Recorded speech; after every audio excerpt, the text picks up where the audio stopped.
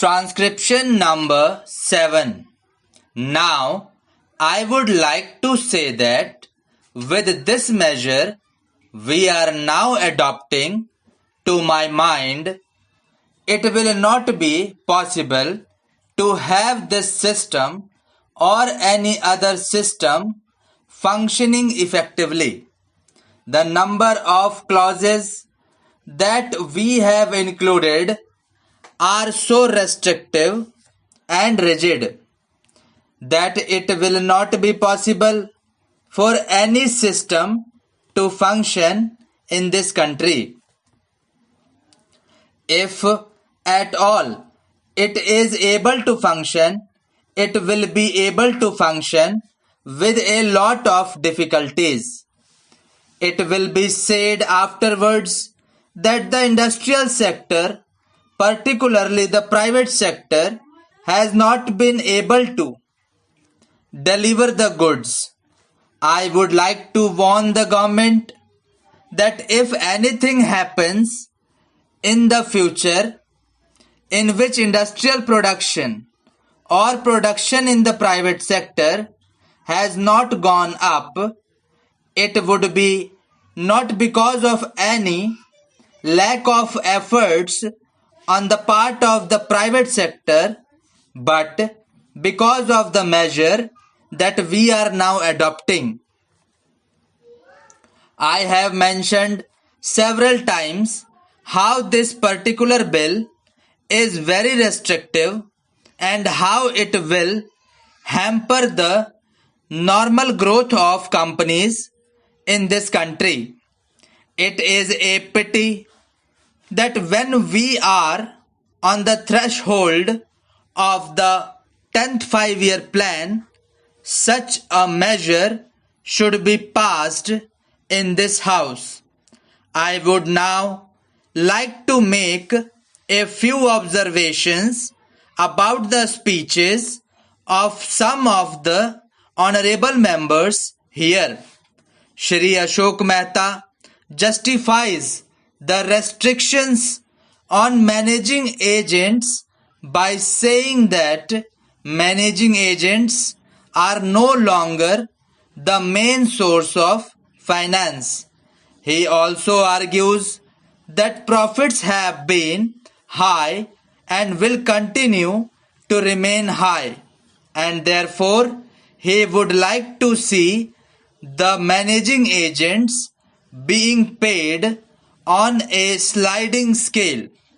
He is in the habit of referring to a number of books and making quotations from a number of them published in America or in other countries, and particularly by some of the professors.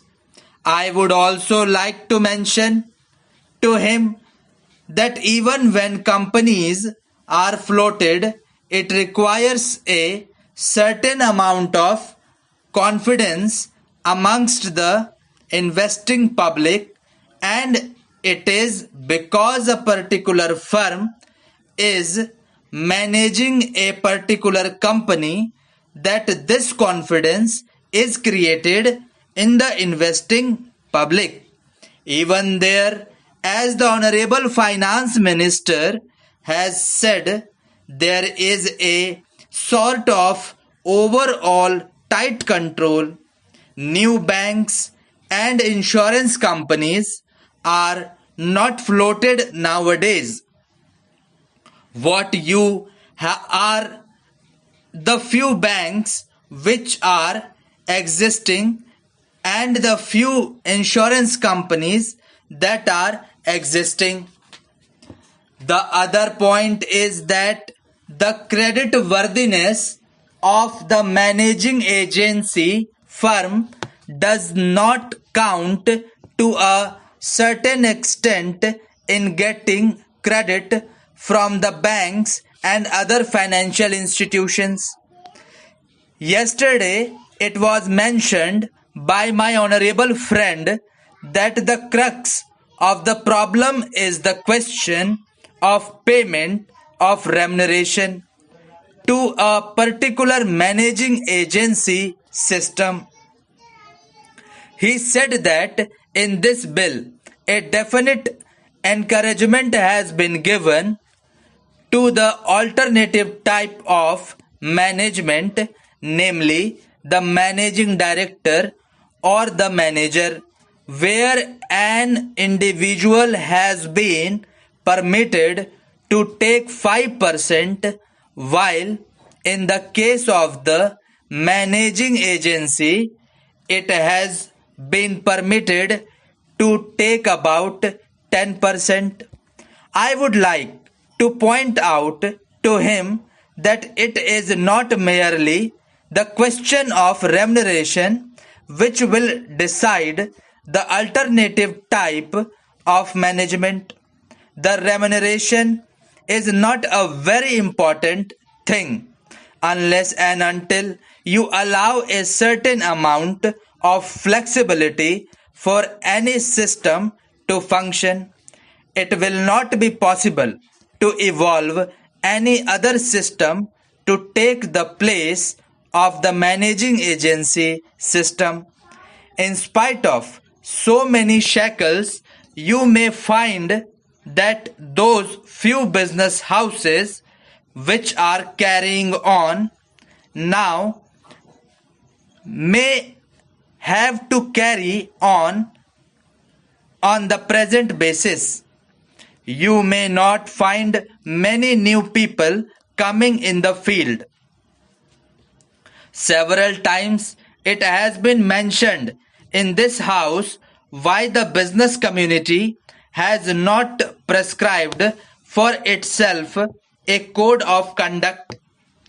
In this connection, I would like to point out that a degree or diploma is essential for the profession, and in case of violation of the code, sanction should be provided by it to prevent a person from practicing the profession. Today, even Ashok Mehta and Shri C.C. Shah can set up a grocery shop and become businessmen.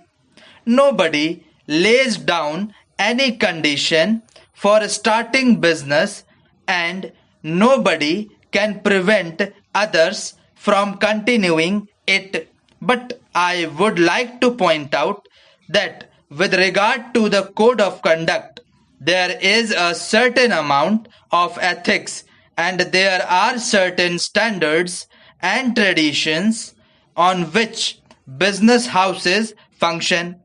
If a particular firm has not got proper ways of managing its business, you will find that that business house will find it difficult to function, and it would be difficult for it to command the confidence of the business community. It would not be possible for it to function as effectively as a firm which has proper ways of managing its business. That is sufficient as a code of conduct. It is not possible to prescribe a certain code of conduct in the manner it has been done for the profession in general. Thank you.